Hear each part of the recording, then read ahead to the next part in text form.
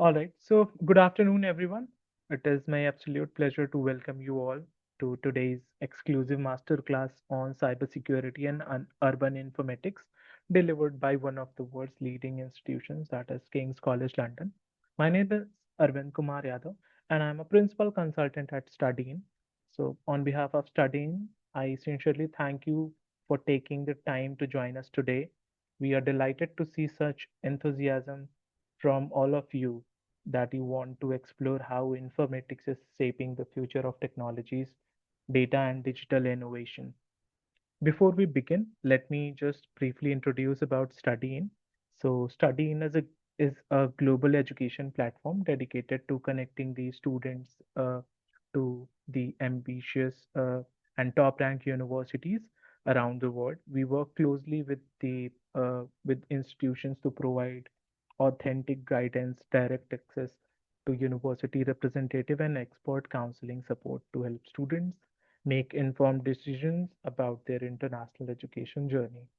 Through exclusive events like today's masterclass, studying creates the opportunities for students to interact directly with the faculty members, understand cutting edge research areas, gain valuable academic insights.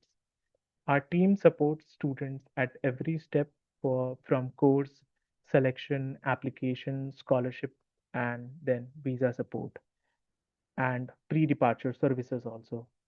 So before we begin, just a quick reminder that all the participants will receive a certificate of participation within a week after attending this masterclass. To ensure that you receive the certificate, correct certificate, please make sure that you have entered your correct full name, email address, and your contact details. At the end of this session, there will be a Q&A section in which you may ask your queries and the questions. So today's session is hosted in collaboration with King's College London. King's College London is one of the UK's most prestigious universities, globally recognized for excellence, research, innovation. Its informatics and computing program are designed to address real-world challenges in data science, artificial intelligence, cybersecurity, and advanced computing systems. It is now my honor to introduce our speakers, Professor Hannah and Yizing. Both are respected faculty at King's College London, contributing significantly in the field of cybersecurity and urban informatics through the research, innovation, and academic leadership. Their expertise spans advanced computing intelligence systems and data-driven technologies, helping students and researchers to explore how informatics powers modern industries and future technologies. We are truly privileged to have both of them with us today. Professors, thank you for joining in. So, today's masterclass will provide the valuable insight into the evolving world of cybersecurity and informatics, it, its impact across the industries. So, without further delay, I invite our esteemed professor to begin the session. Thank you. Over to you. All right, thank you very much. I'm going to share my slide. Thank you, Arvind, for the introduction. Let me share my slide.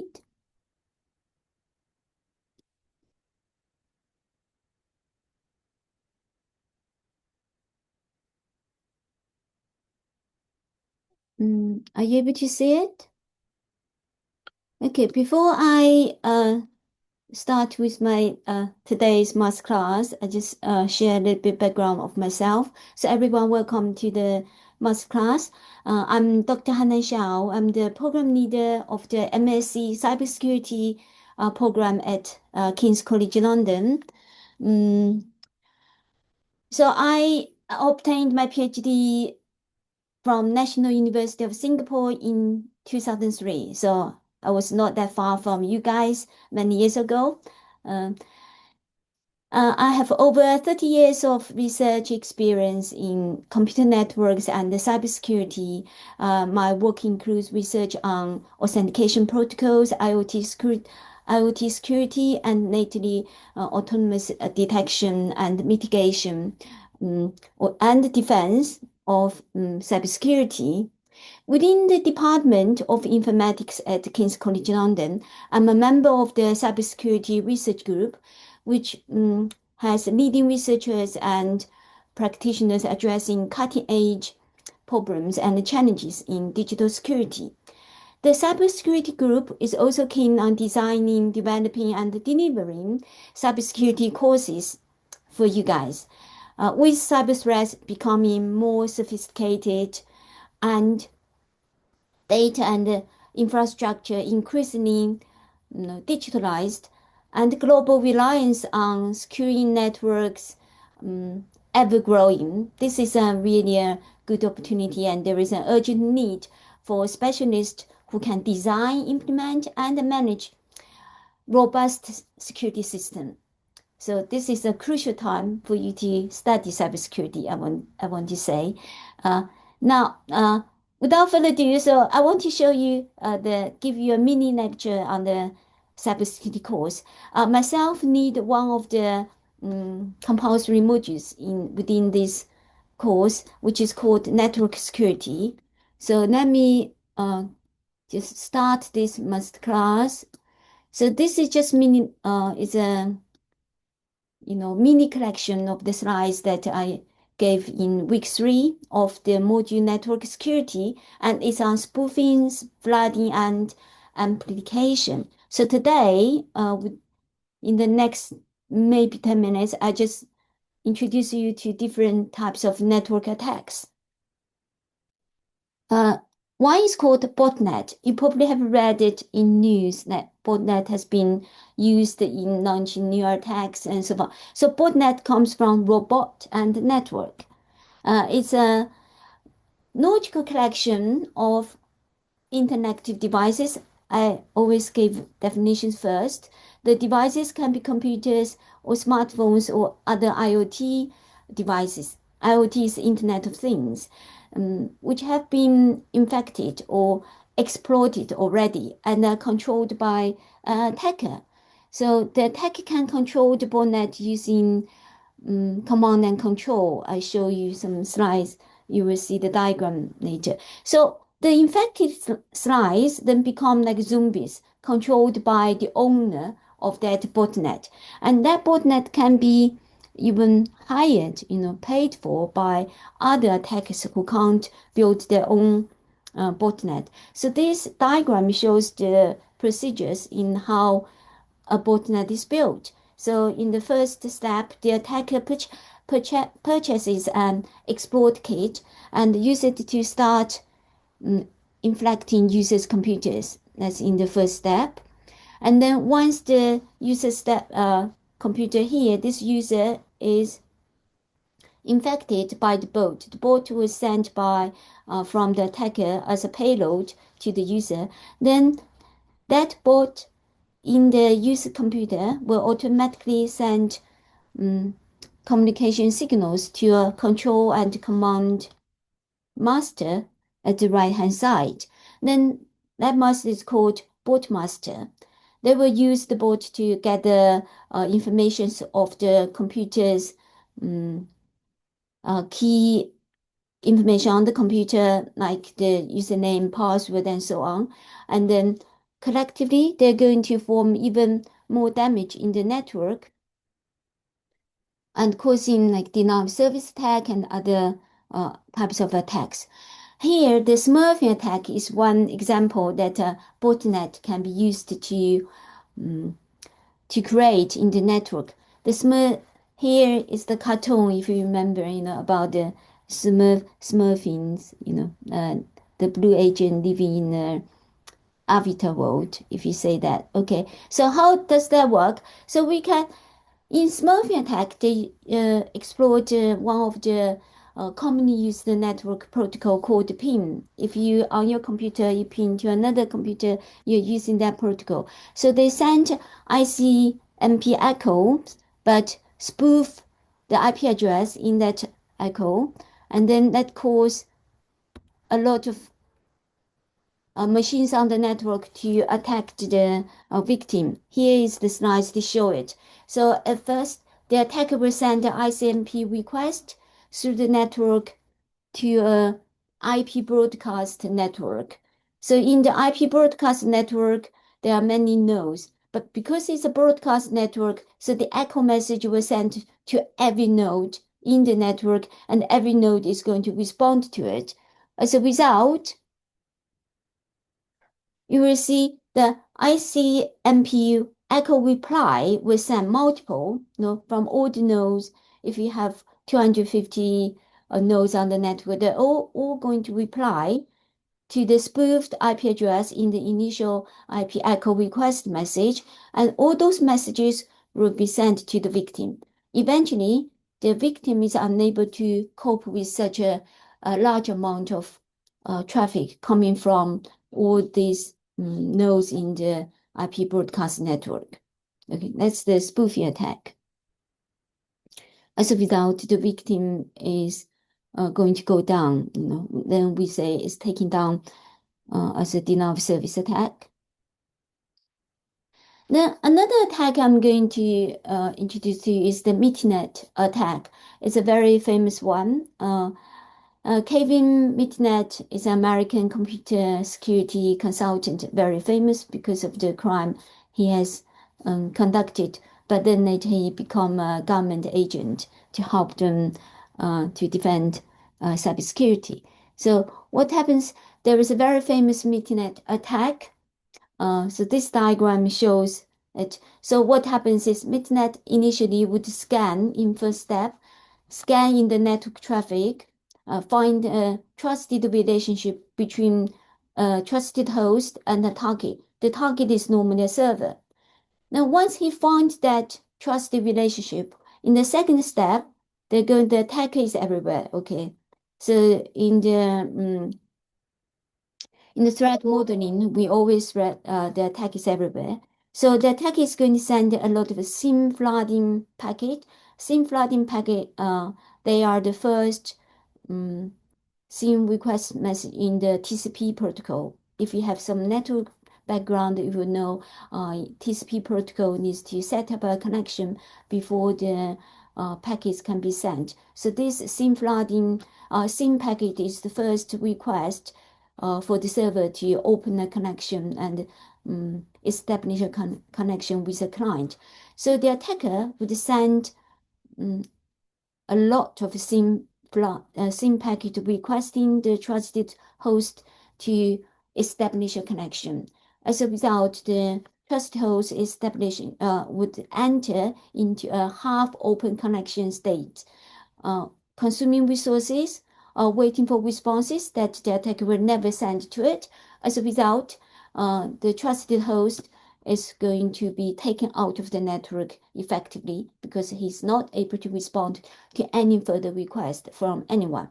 So that's all the preparation. Okay, once step 1 and step 2 are done, then in step 3, the attacker is going to send another SIM packet using spoofed IP address, and that IP address would be the trust host IP address. So basically, the attacker essentially is telling the target server, say, I am the host, this one on the left-hand side. He said, I'm the host. I want to establish a connection with you because I want to log in. So the host is going to send acknowledgement. That's part of the normal legitimate TCP protocol run. So when he sends the acknowledgement, which is called the SYN ACK message, that message is going to send to the trusted host, not to the attacker, because the trusted host IP address is put in the initial SYN request message. Wow. So you can see this message sent to the host, but just now I already said the trusted host is already paranoid, right? He's not able to respond to anyone, including the server. So who is going to respond? The attacker is going to respond. If you got that already, yeah? Bingo, you got it. So the attacker is going to send acknowledgement using the spoofed IP address, also with guessed sequence number that he get from the step 1. When he scanned for trusted relationship, they also got the sequence number that the target server is going to use in this step. So they got everything right. As a result, once they send that acknowledgement to the targeted server, the server is going to open that connection, establish a connection with the attacker. So now the attacker is able to log into the remote server and also install backdoor, at the server, then maybe even instigate it as a administrator on the targeted server, then get all the resources and more important confidential information that they shouldn't get access to. Done. So that's the whole attack that I am giving you. Now, so those are the attacks just to give you a sense of what will be covered in the module and in the program. So now next I'm going to just say a little bit of the MSc Cybersecurity at KCL. So this program would equip you with, this is designed, okay, to equip you with knowledge and hands-on expertise to evaluate the design and build robust computer security systems. So when you go to the real world, you're ready to help. You learn how to protect networks and data from cybercrime, hackers, and terrorist attacks. Okay, that's a bit too much, but yes, the skills you learned can be applied to that field as well. So it's an ideal pathway for you who possesses a good foundation in computer science or have a quantitative background, because those for the data analysis in cybersecurity, and will give you the technical and strategical knowledge to secure a successful career and qualify for higher demand role across various sectors from finance to IT to government, even to university. Okay, so the rest is some normal. So King's is 6 in the UK for computer science. More importantly, is that this course is certified by the National Cybersecurity Center, NCSC. Of course, it's a center in the UK. However, we follow the guidance given by NCSC. They define a cyborg, which called Cyber Security Body of Knowledge, which covers all the areas of cybersecurity. So our program has cover a spread spectrum, of the cyborg, and that's how we get this certification. We have to send a lot of materials to the NCSC in order to get the certification. So it's quite, how do you say? You say guaranteed, okay? And also, we are recognized as an academic Center of Excellence in Cybersecurity Research by the NCSC. So we have the Center of Research Excellence, and we have a certified certificate by the professional bodies NCSC. So you're in good hands, really. And we have a good cybersecurity group. So within my group, we are doing research in cutting-edge cybersecurity. Now, in terms of the program design, you may see we have, for a master's degree, if we apply to any other university or the university in the UK, we have 180 credits in total. So in this cybersecurity MSc program, we have 120 credits of taught modules, and then the individual project is 60 credits. Among the 120 credits of taught modules, 90 of them, they are compulsory. You have to study them, no options, yeah? So the cryptography, security management, security engineering, security testing, network security, which I teach, and computer forensics and cybercrime. All these 6 modules, they are 100% cybersecurity, okay? They cover 100% in the cyborg required by NCSC. And then In addition to that, you can choose 30 credits from available optional modules such as big data technologies, distributed ledgers, and cryptocurrencies.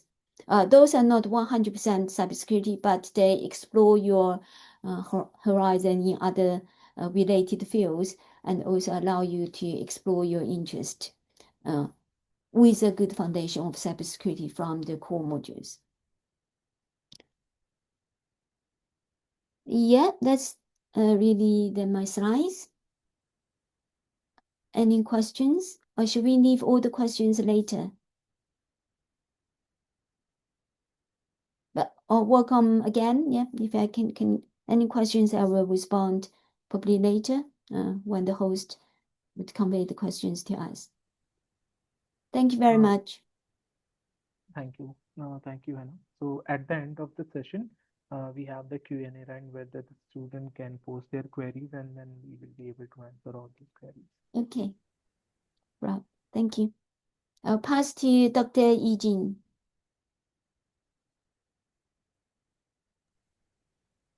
Thank you, Hannah. Maybe you can stop sharing, then I can do the sharing my Okay. slide.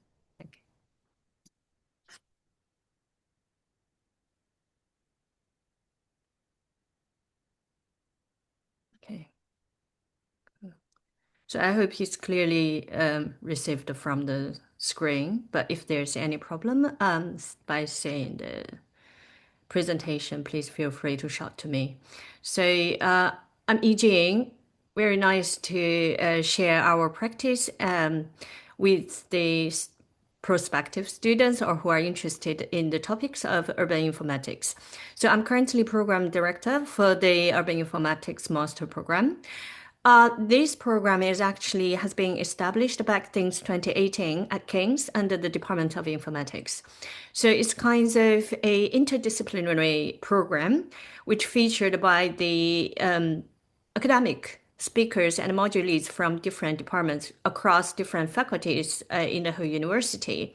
So we have modules being held by the Department of Geography, Department of Mathematics, Engineering, and also the Institute of Psychiatry and Psychology Research.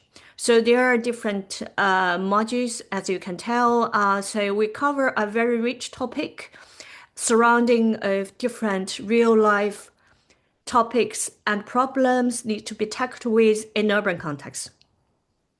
In that case, we welcome students from interdisciplinary backgrounds to consider the program.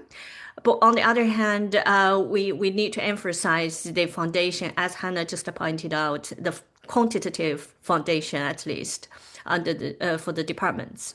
So I'm going to showcase with you 5 stories actually to tell in the urban data analytics and simulation or practical and application case studies, which is a joint effort between the academic supervisors, the brilliant students by any opportunities, either their individual projects or the placement modules, and our external partners. So as I just talked about, the program has been established about 8 years ago. So throughout the 8 years practice, we actually accumulated a lot of sophisticated partnership. So our partners are mainly based in London, but it includes local governments, the public sectors, some national organizations, charities, NGOs, etc. More than 40. So in that case, you can tell the stories I'm going to share with you are actually most of the outcomes from our students' projects or placements. It also echoes with the current policy priorities, like the Mayor of London just announced the 2013 plan. So it's fairer, safer, greener, cleaner, and healthier London. So the story I'm going to share with you out of our urban data analytics projects are going to focus on these topics as well. And you can tell the logos I included here are actually our brilliant partners who support either in data or in expert advice by supporting our students to develop their future journey or careers. So the stories are going to be shared with you one by one in sequence. The first story is about fairer and safer. So when we are talking about fairer and safer, you probably have an idea about crime, but we also need to emphasize the importance of fairer. So this project is actually has been collaborated with 4 undergraduates, 2 master graduates in urban informatics, and 1 PhD student at King's. We collaborate with the Mayor's Office of London in policing and crime. So we try to map out the disproportionality of stop and search from the police against the tackle of crime in London. These are some general statistics of the crimes in London in the past 5 years when we are doing the project 2 years ago. So in general, for each crime incident or records, we had calculated about half, 0.5 stop and search actions from the police. But we also found if we break down by different types of the crimes or stop and search purposes, we found it's quite disproportionately allocated. For example, stop and search targeting with drug dealings are actually about every 1 recorded drug crimes had correspondingly have incurred almost 8 stop and search, which is totally disproportionate distributed. Then we would like to apply one of the skill sets students has been taught during the spatial data analysis module to spatially visualize at the aggregated level, which is the borough, the district level, in London, about different regions or different boroughs in London, how much crimes it happens every month, and how many stop and search practices they receive in the area. So this is a place-based analysis, but also a place-based application.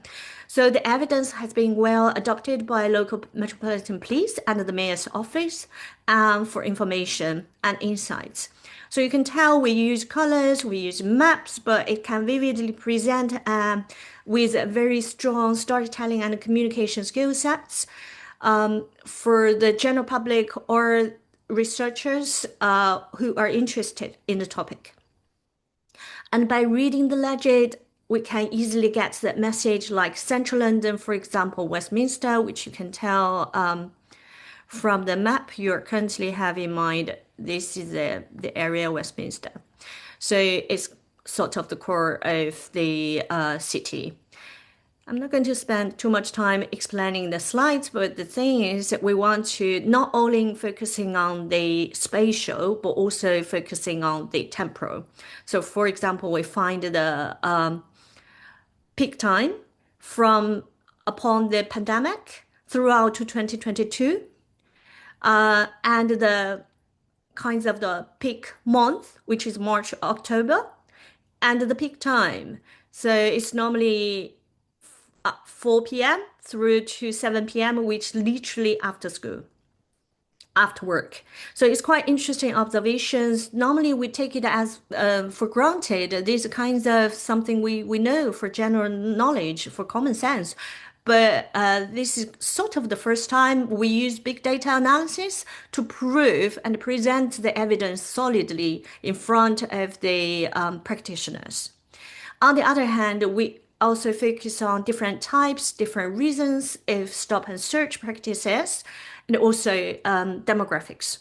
And demographics had finally turned into a very highlight point for follow-up works. We are still going on and collaborating with the mayor's office.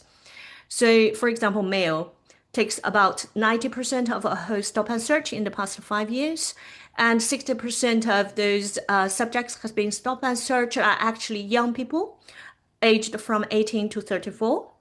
And we also break down into ethnic groups and found Black population actually has been received disproportionately high stop and search. So in that case, once we received the preliminary results, the mayor's office want to know more where they are. Can we break down into fine granularity? In that case, the spatial analysis and urban analytics module skill sets played a role. So students using the spatial articulation, spatial mapping to map out the hotspots at very fine granularity geography. We call it LSOA, lower super output area. And you can tell from the map, the hotspots are colored in red. So literally Westminster, City of London, which are called center, but also some of the town centers in the very busy areas. As we emphasized, ethnic groups is kind of focus for the policymakers and practitioners. So we further break down and pinpoint at borough level which area need to pay more attention to alleviate the potential disproportionality and try to avoid future complaints from local residents. But also we try to break down into a finer granularity like LSOA. So in that case, if we have limited resources and capacity from the police practitioners, the policymakers, when they make up the plan for policing allocation and try to optimize the resources, they have better evidence to prove which town center, for example, and at which time points, more police could be sent or dispatched. So this is the first stage of the observation. We call it exploratory data analysis. It's not the end of the journey, it's actually the start of the research. Then the second group of the students step in, they try to analyze the driving forces or the mediating forces, which is kinds of spatial regression or some advanced spatial modeling starts to play the role.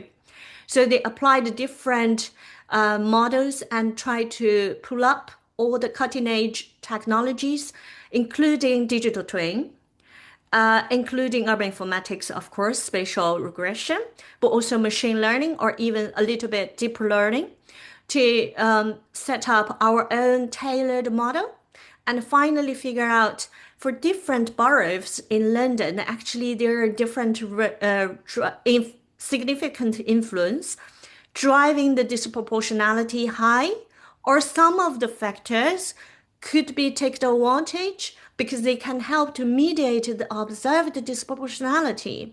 So we use one of the techniques has been taught in the telling story of data with data module to visualize those influence and try to make sure the message has been well received by the general public and the policymaker.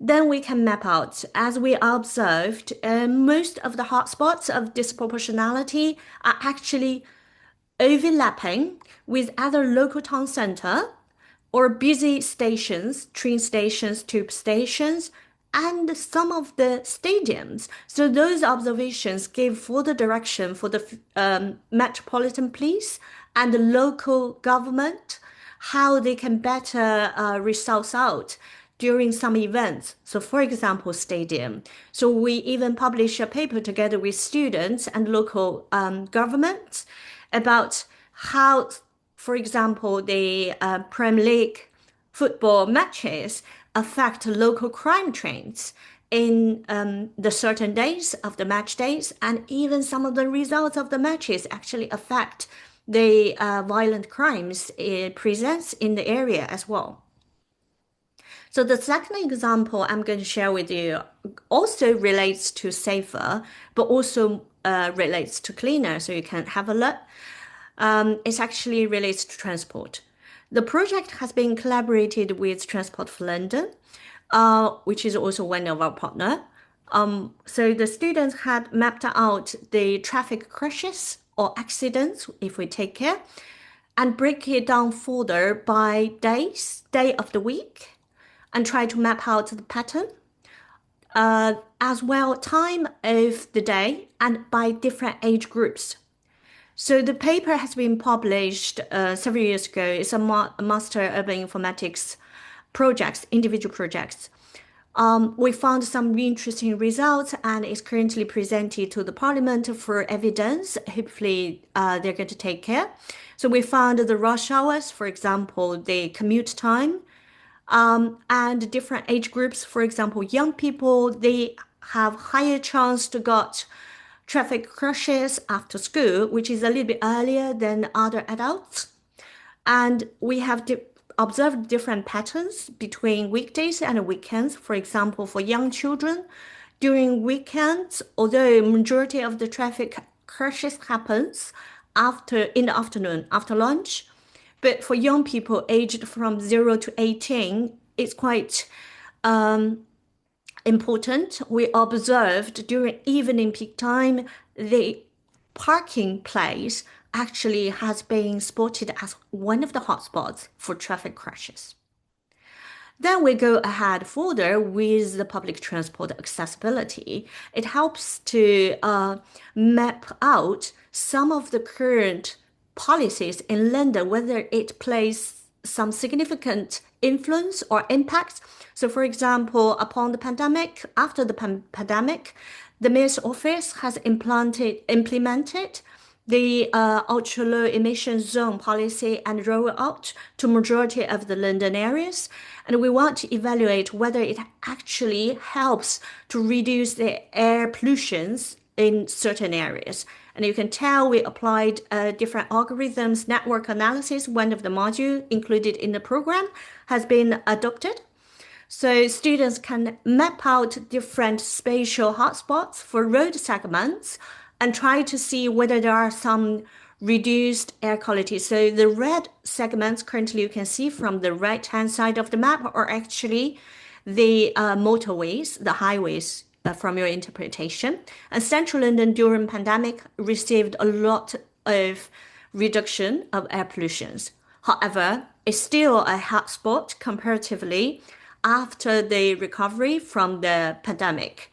And we found once we monitor the traffic congestions by hour, we can still find it highly relates to the nitrogen dioxide emission, which is one of the air pollutants. So further spatial temporal analysis has been conducted by a group of students, and we can better visualize those evidence to local city council. For example, Westminster, as we pointed out, is one of the hotspots. Then, this is one of the very brilliant placement projects conducted between two students and the local city council, which is the Westminster City Council. So they help to visualize the air pollutant monitors recording data around 3 school areas in Westminster City Council. Then you can tell the visualization is pinpoint the peak time of air pollutions in school time during school days, during the drop-off and pick-up time. And in the non-school days, which means holiday, is quite stable. So it actually proves some of the knowledge we have hypotheses, but we don't have the capacity to find the evidence. Now it's evidenced properly.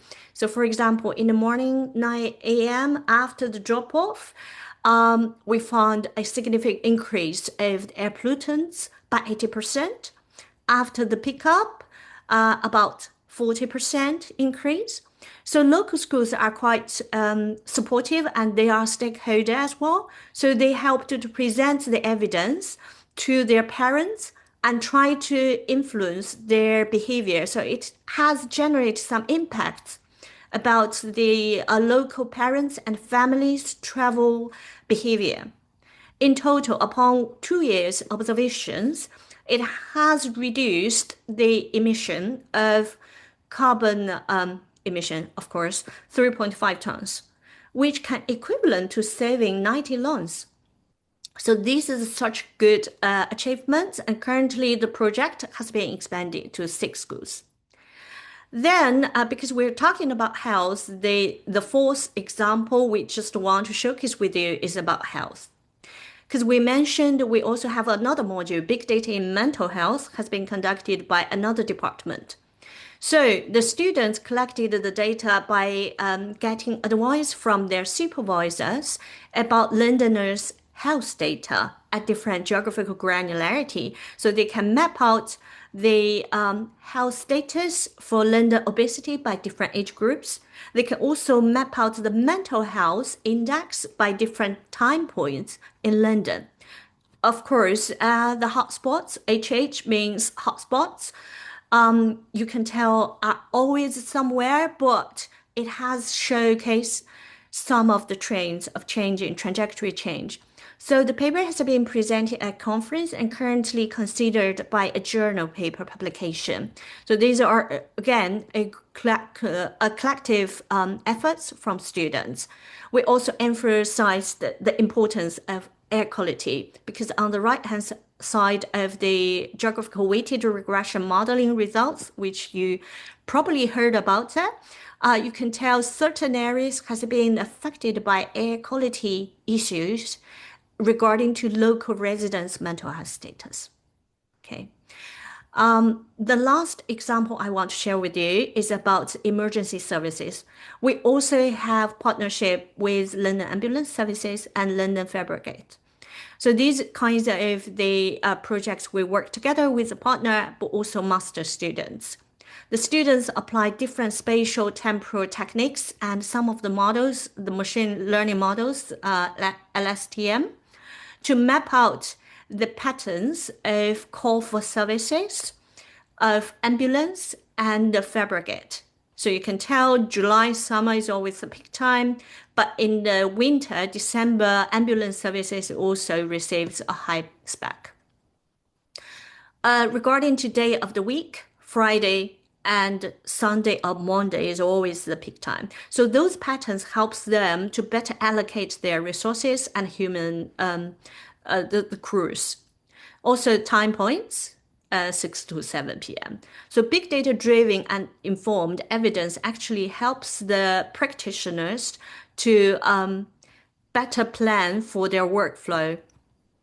These are some of the maps trying to highlight Central London and the areas around Heathrow, and another town center in Croydon is actually some of the hotspots needs to have more resources allocated. It also helps to get our partners collect some evidence for further presence to their line managers at, for example, the NHS system. We also help them to find out the potential driving forces and make proper predictions for future. So in that case, they can receive better evidence based on the program. So as emphasized, this is my contact. If you would like, you can feel free to contact me regarding to any queries of the program. Thank you.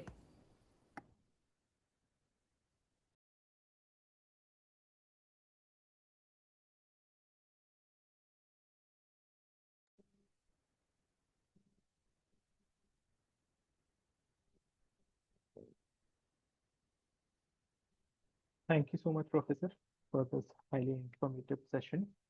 So now our Q&A box is open. Everyone, every student, if they have any queries, they can always they can drop their queries, and we will be able to answer them.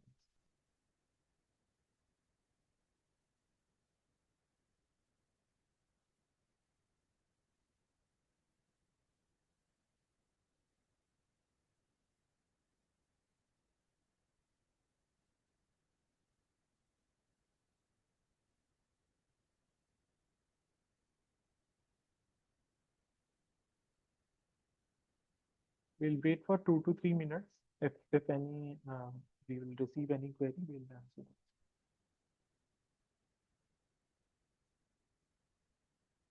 So there's one student who want to understand. They wanted to pursue their masters in computer application from King. So any guidance for that?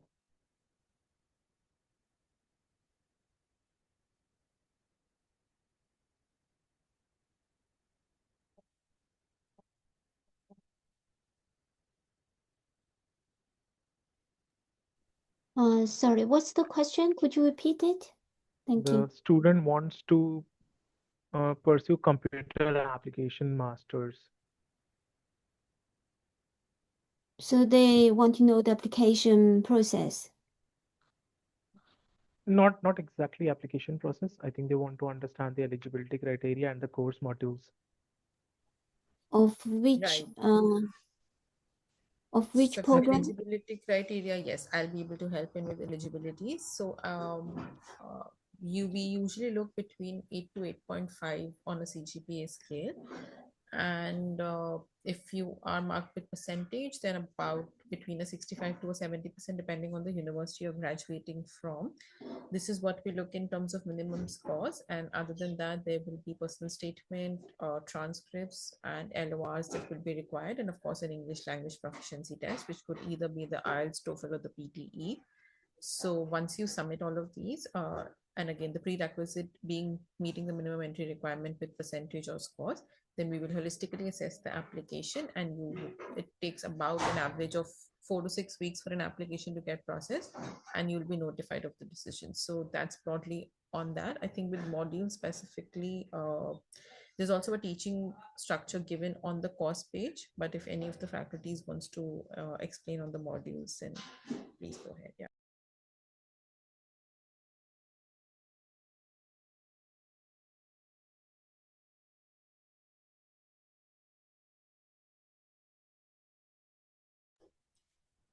I think the follow-up questions also on the fee structure. So fee structure varies program to program, but roughly what you need in INR is about, say, about a 42 lakhs is with fees. That's the average. And then about 18 to 20 lakhs for a year for living expense, accommodation, basic food, transport. So roughly for a year, these are 1 year courses. So roughly what you will be needing is about a 65 lakh.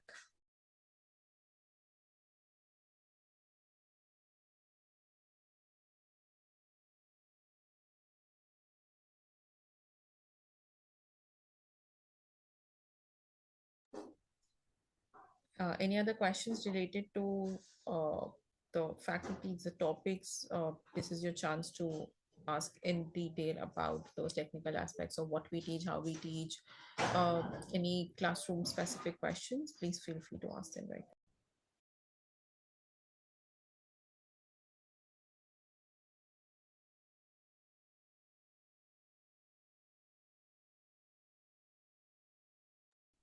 I had picked up several questions, but tapping into the answer and hopefully it's helpful. I forgot to mention our program is closely affiliated to the research group called Human-Centered Computing in the department, which means we kind of put human and place in the center of the program of its nature. Also, we had just been announced to be listed as a higher education provider for digital planning skill sets. It's under the Ministry of Housing and Community and Local Governments, if you check it up. So it's going to be announced quite soon.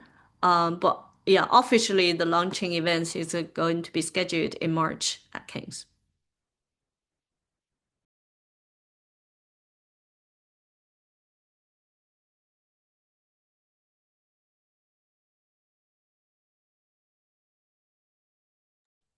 I think we do not have any queries now. So that's all.